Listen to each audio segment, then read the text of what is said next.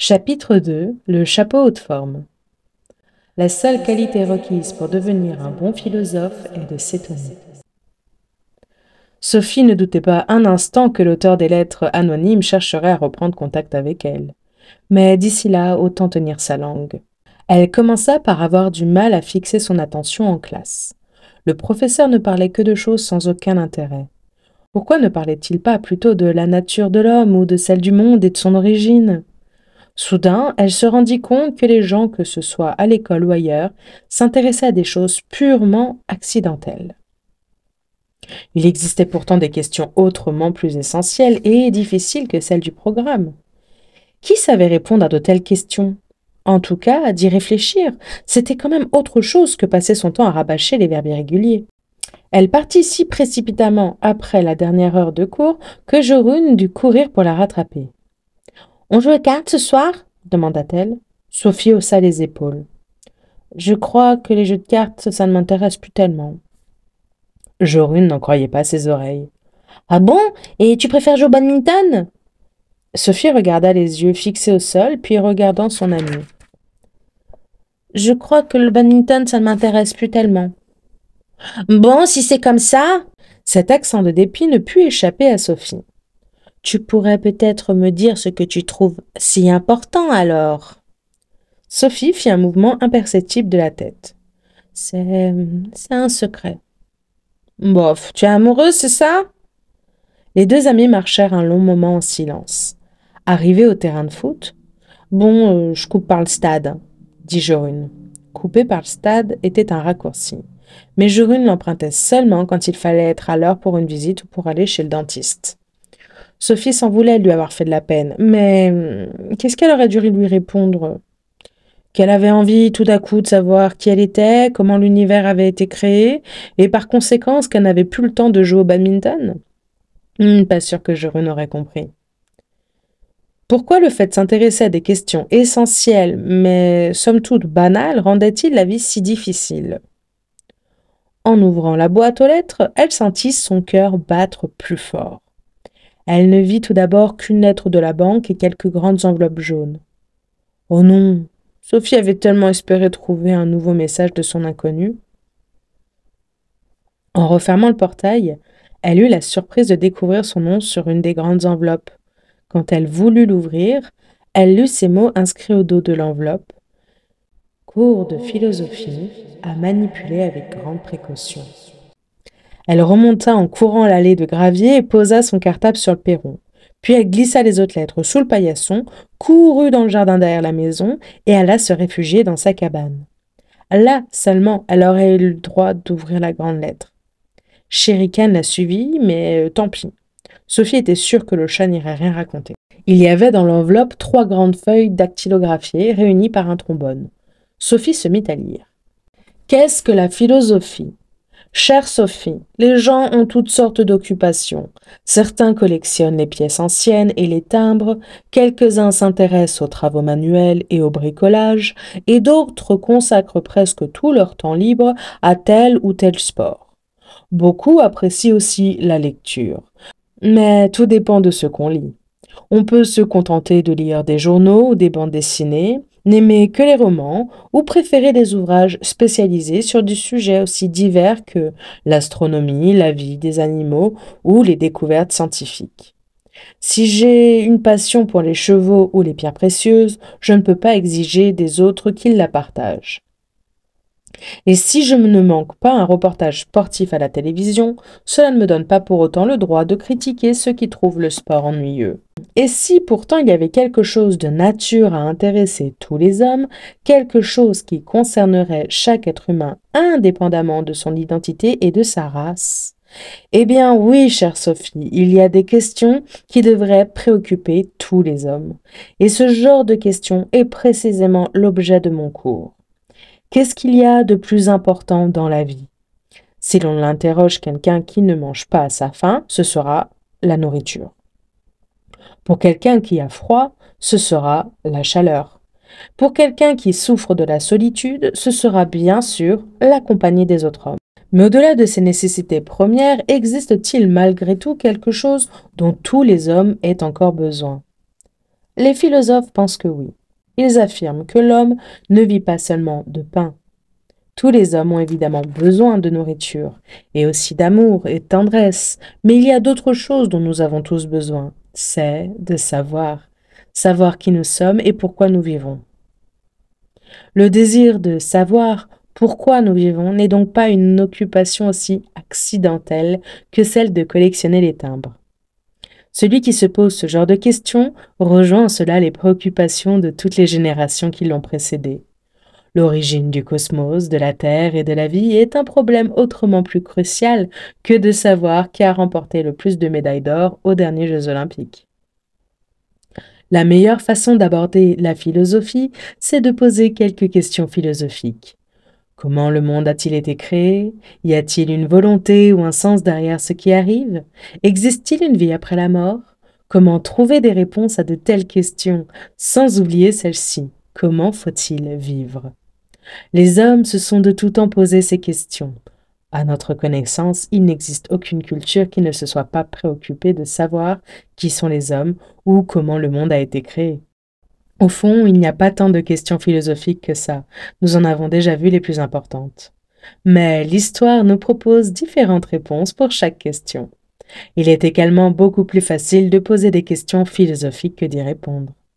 Aujourd'hui, aussi, il s'agit pour chacun d'entre nous de trouver ses réponses aux mêmes questions. Inutile de chercher dans une encyclopédie s'il existe un Dieu ou s'il y a une vie après la mort. L'encyclopédie ne nous renseigne pas non plus sur la façon dont nous devons vivre. Mais lire ce que d'autres hommes ont pensé peut nous aider à former notre propre jugement sur la vie.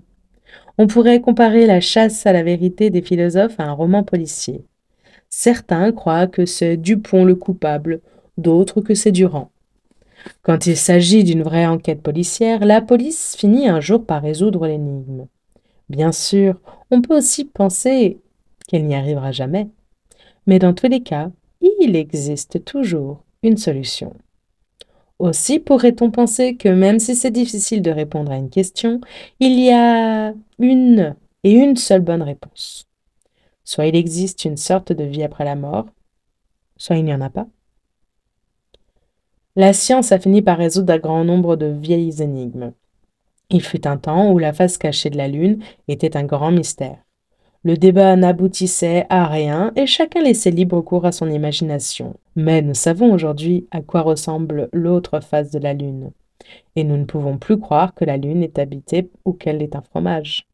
Un vieux philosophe grec qui vivait il y a plus de 2000 ans pensait que la philosophie était née grâce à l'étonnement des hommes. L'homme trouve si étrange le fait d'être en vie que les questions philosophiques apparaissent d'elles-mêmes, disait-il. C'est comme assister à un tour de prestidigitation. Nous ne comprenons pas ce qui s'est déroulé sous nos yeux. Alors nous demandons comment le prestidigitateur a-t-il transformé quelques foulards de soie en un lapin vivant. Beaucoup pensent que le monde est aussi incompréhensible que le cou du lapin qui sort du chapeau haute forme, qu'on avait pourtant cru vide. En ce qui concerne le lapin, on comprend qu'on s'est fait avoir. Mais comment a-t-il fait? Toute la question est là. Le problème est un peu différent quand il s'agit du monde. Nous savons que le monde n'est pas un tour de passe-passe car nous vivons sur cette terre et nous en faisons partie. Au fond, le lapin blanc qu'on sort du chapeau de forme, c'est nous. À la différence que le lapin blanc n'a pas conscience de participer à un tour de magie. Nous, c'est quand même différent. Nous nous sentons participer au mystère et aimerions bien comprendre comment tout ça est imbriqué. PS. Concernant le lapin blanc, la comparaison avec l'univers serait plus juste. Nous autres ne serions que de toutes petites bestioles incrustées dans la fourrure du lapin. Les philosophes, eux, essaieraient de grimper le long des poils fins afin de regarder le magicien dans les yeux. Tu me suis toujours, Sophie? La suite au prochain numéro. Sophie n'en revenait pas. Si elle suivait toujours, pendant qu'elle lisait, elle en avait même oublié de respirer. Qui avait déposé les lettres? Qui? Mais qui? Ce ne pouvait pas être l'expéditeur de la carte d'anniversaire de Hyde Molornag, puisqu'il y avait sur cette lettre des timbres et un cachet de la poste. L'enveloppe jaune était déposée directement dans la boîte aux lettres, tout comme les 2 lettres blanches. Sophie regarda sa montre. Il n'était que 3 heures moins le quart. presque 2 heures encore avant le retour de sa mère. Elle sortit à quatre pattes du fourré et courut vers la boîte aux lettres. Et s'il y avait encore quelque chose? Elle trouva une autre enveloppe jaune avec son nom écrit dessus. Elle regarda autour d'elle, mais ne vit personne. Elle courut jusqu'à la lisière de la forêt pour voir s'il n'y avait pas quelqu'un sur le sentier. Pas d'âme qui vive. Il lui sembla pourtant entendre un léger craquement de brindilles loin là-bas dans la forêt. Mais elle n'en était pas sûre et de toute façon, à quoi bon courir après quelqu'un qui essaie de fuir? Sophie rentra à la maison et déposa son cartable et le courrier pour sa mère. Elle monta dans sa chambre, sortit sa belle boîte en fer où elle gardait sa collection de jolies pierres. Elle les renversa par terre et mit à la place les 2 grandes enveloppes. Ensuite, elle ressortit d'un jardin avec la boîte sous le bras. Auparavant, elle n'oublia pas de préparer le repas pour Shere Khan. Minou, minou. De retour dans sa cabane, elle ouvrit l'enveloppe et en sortit plusieurs feuilles dactylographiées et elle se mit à lire. Une étrange créature. Nous revoilà. Comme tu constates, ce petit cours de philosophie t'arrive par petits morceaux, pas trop indigestes, j'espère. Voici quelques autres remarques d'introduction. T'ai-je déjà dit que la seule qualité requise pour devenir un bon philosophe est notre capacité d'étonnement? Sinon, je te le répète maintenant. La seule qualité requise pour devenir un bon philosophe est de s'étonner. Tous les petits-enfants possèdent ce don. Il ne manquerait plus que ça. Après quelques mois à peine, ils se retrouvent projetés dans une toute autre nouvelle réalité. Il semble toutefois que ce don de s'étonner se perde en grandissant. Pourquoi ça? Sophie Amundsen connaît-elle par hasard la bonne réponse? Reprenons. Si un nourrisson avait su parler, il aurait sûrement exprimé son étonnement de tomber dans un monde étrange.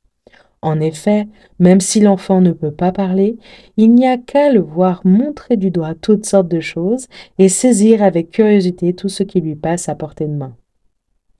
Après l'apparition du langage, l'enfant s'arrête et se met à crier « Ouaf, ouaf !» dès qu'il aperçoit un chien. Nous voyons l'enfant s'agiter dans sa poussette en levant les bras. « Ouaf, ouaf, ouaf, ouaf, ouaf, ouaf, ouaf !» Nous autres, qui sommes un peu plus avancés en âge, on se sent un peu dépassés par cet enthousiasme débordant. « Oui, je sais, c'est un ouaf, ouaf !» ajoutons-nous d'un ton blasé. « Mais maintenant, ça suffit, sois sage. » Nous ne partageons pas sa jubilation. Nous avons déjà vu des chiens. Ce déchaînement de cris de joie se reproduira peut-être des centaines de fois avant que l'enfant réussisse à croiser un chien sans se mettre dans tous ses états. Ou un éléphant, ou un hippopotame. Mais bien avant que l'enfant ne sache parler correctement, et bien avant qu'il n'apprenne à penser de manière philosophique, le monde sera devenu une habitude. Quel dommage, si tu veux mon avis. Mon propos est que tu ne dois pas faire partie de ces gens qui acceptent le monde comme une évidence. Ma chère Sophie, par mesure de sécurité, nous allons nous livrer des petits exercices de l'esprit avant de commencer le cours de philosophie proprement dit. Imagine-toi que tu te balades un beau jour en forêt, soudain tu aperçois un vaisseau spatial sur le chemin devant toi. Un martien en descend et reste planté là, à te dévisager. Qu'est-ce qui te viendrait alors à l'esprit? Oh, peu importe finalement. Mais n'as-tu jamais été frappé par le fait que tu es un martien toi-même? Les probabilités de tomber sur un être d'une autre planète sont faibles, je le reconnais. Nous ne savons même pas si la vie est possible sur d'autres planètes. Mais on peut imaginer que tu tombes sur toi-même. Il peut arriver que tu marques un temps d'arrêt et te sentes soudain tout autre. Cela peut se produire notamment lors d'une balade en forêt. Je suis un être étrange, penses-tu? Je suis un animal fabuleux. Comme si tu te réveillais, telle la belle au bois dormant d'un long sommeil. Qui suis-je? Te demandes-tu. Tu sais seulement que tu rampes le long du globe dans l'univers. Mais l'univers, qu'est-ce que c'est? Si tu te perçois de cette façon, tu auras découvert quelque chose d'aussi mystérieux que le martien de tout à l'heure. Tu n'auras pas seulement vu un de ces êtres qui peuplent l'univers, mais tu auras senti de l'intérieur que tu es toi-même un de ces êtres étranges. Tu suis toujours, Sophie? Bon, on va faire une autre expérience. C'est le matin. Maman, papa et le petit Thomas de 2 ou 3 ans prennent leur petit déjeuner dans la cuisine. Maman se lève de table et alors, papa profite de ce qu'elle a le dos tourné pour s'élever dans les airs et flotter sous le regard de Thomas resté assis. À ton avis, que va dire Thomas? Peut-être montrera-t-il son papa du doigt en disant « Papa vole !» Bien sûr, cela le surprendra un peu, mais au fond, ça ne l'étonnera pas outre mesure. De toute façon, papa fait tellement de choses bizarres qu'un petit tour dans les airs au-dessus de la table du petit déjeuner, ça ne changera rien à ses yeux. Il le voit se raser chaque matin avec une drôle de machine, parfois même grimper sur le toit pour changer l'orientation de l'antenne de la télévision, ou encore plonger sa tête dans le moteur de la voiture et la ressortir noire comme du cirage. Autour de maman à présent. Elle a entendu ce que Thomas a dit, se retourne d'un air décidé. À ton avis, comment va-t-elle réagir à la vue de papa flottant au-dessus de la table de la cuisine? Elle laissera sans doute échapper le pot de confiture en poussant un hurlement. Peut-être qu'il faudra faire venir un médecin une fois que papa sera enfin redescendu s'asseoir. Depuis le temps, il devrait savoir comment se tenir à table, non? Pourquoi, selon toi, maman et Thomas ont-ils eu des réactions si différentes? C'est une histoire d'habitude. Retiens bien cela. Maman a appris que les hommes ne peuvent pas voler. Et pas Thomas. Il ne sait pas encore très bien ce qui est possible ou non de faire dans ce monde. Mais qu'en est-il du monde lui-même, Sophie? Trouves-tu qu'il est comme il faut? Lui aussi flotte dans l'espace. Ce qui est triste, c'est qu'en grandissant, nous nous habituons à bien d'autres choses qu'à la pesanteur. On finit par trouver tout naturel. Il semble bien qu'avec l'âge, plus rien ne nous étonne. Mais nous perdons là quelque chose d'essentiel et que les philosophes essayent de réveiller en nous. Car, tout au fond de nous, une petite voix nous dit que la vie est une grande énigme. Et cela, nous en avons fait l'expérience bien avant qu'on ne nous l'ait enseigné. Précisons, bien que les questions philosophiques concernent tous les hommes, tout le monde ne parvient pas à philosophe pour autant. Pour différentes raisons. La plupart des gens sont tellement pris par leur quotidien qu'ils n'ont pas le temps de s'étonner de la vie. Ils s'enfoncent, si tu préfères, tout au fond de la fourrure du lapin et s'y installent bien confortablement une bonne fois pour toutes. Pour les enfants, le monde et tout ce qui s'y trouve est quelque chose de radicalement neuf. Ils n'en reviennent pas. Il n'en va pas de même pour tous les adultes puisque la plupart d'entre eux trouvent que le monde n'a rien d'extraordinaire. Les philosophes constituent à ce titre une exception honorable. Un philosophe, c'est quelqu'un qui n'a jamais vraiment pu s'habituer au monde. Pour le philosophe, homme ou femme, le monde reste quelque chose d'inexplicable, de mystérieux et d'énigmatique. Le philosophe et les petits-enfants ont par conséquent une grande qualité en commun. On pourrait dire que les philosophes gardent toute leur vie une peau aussi fine que celle d'un enfant. À toi de choisir, chère Sophie. Es-tu un enfant qui n'a pas encore assez grandi pour être habitué au monde, ou es-tu un philosophe qui peut jurer de ne jamais tomber dans ses travers? Si tu secoues la tête en t'identifiant ni à l'enfant ni au philosophe, c'est parce que tu t'es fait un petit nid tellement douillet que le monde ne t'étonne plus. Dans ce cas, il y a urgence. C'est pourquoi tu reçois ce cours de philosophie, histoire de vérifier que tu n'es pas sur la mauvaise pente. Je ne veux justement pas que tu fasses partie des gens mous ou des indifférents. Je veux que tu vives les yeux grands ouverts. Les cours seront entièrement gratuits. Aussi, on ne te remboursera rien si tu ne les suis pas. Si tu désires les interrompre, rien ne t'en empêche. Tu n'auras qu'à me glisser un mot dans la boîte. Une grenouille vivante fera aussi l'affaire. Du moment que c'est quelque chose d'aussi vert que la boîte aux lettres pour ne pas effrayer le facteur. En résumé, un lapin blanc sort d'un chapeau haute forme, et parce que c'est un lapin énorme, ce tour de magie prend plusieurs milliards d'années. Tous les enfants des hommes naissent à l'extrémité des poils fins de sa fourrure, ce qui les rend à même de s'étonner de l'impossible tour de passe-passe. Mais en grandissant, ils s'enfoncent de plus en plus dans le creux de la fourrure du lapin, et ils y restent. Ils s'y trouvent si bien qu'ils n'ont plus jamais le courage de remonter le long des poils. Seuls les philosophes ont le courage de faire le dangereux voyage qui les mène aux frontières extrêmes du langage et de l'existence. Certains retombent dans le fond, mais d'autres s'agrippent aux poils du lapin et encouragent tous les autres hommes qui ne font en bas que boire et se remplir la panse à venir les rejoindre.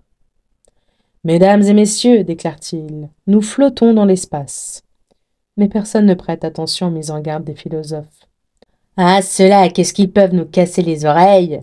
lance des voix bien au chaud dans la fourrure, et de reprendre. « Eh, tu peux me passer le beurre?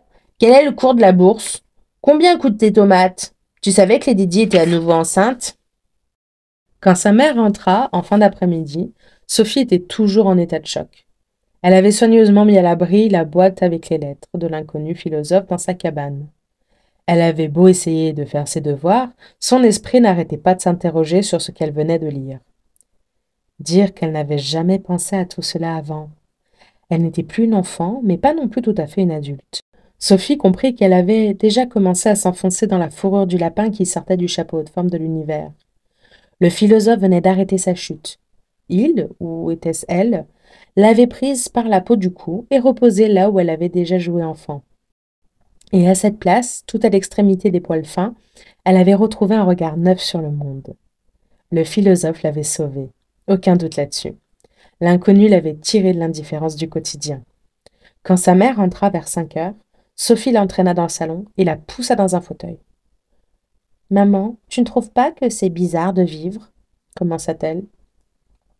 Sa mère fut si ahurie qu'elle ne trouva rien à répondre. D'habitude, quand elle rentrait, Sophie était en train de faire ses devoirs. Commença-t-elle.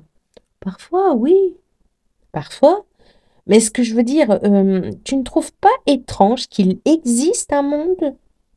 Mais Sophie, enfin, qu'est-ce qui te prend de parler comme ça? Pourquoi pas? Tu trouves peut-être que le monde est tout à fait normal, toi?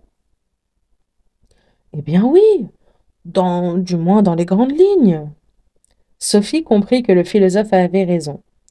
Les adultes trouvaient que tout dans le monde allait de soi. Une bonne fois pour toutes, ils étaient plongés dans les doux assoupissements de leur routine quotidienne. « T'es tellement habitué à ton petit confort que plus rien au monde ne t'étonne, » ajouta-t-elle. « Mais qu'est-ce que tu racontes? Je dis que tu es beaucoup trop blasé. En d'autres termes, que tu es complètement foutu. Mais je t'interdis de me parler sur ce ton? Alors disons que tu t'es fait ta petite place, bien au chaud dans la fourrure d'un lapin blanc qui vient de sortir du chapeau haute forme de l'univers. Mais c'est vrai, j'oubliais, tu dois mettre les pommes de terre sur le feu, puis tu dois lire ton journal, et après les 30 minutes de sieste, tu dois regarder les informations. » Une ombre passa sur le visage de sa mère. Elle alla comme prévu à la cuisine et mit les pommes de terre sur le feu.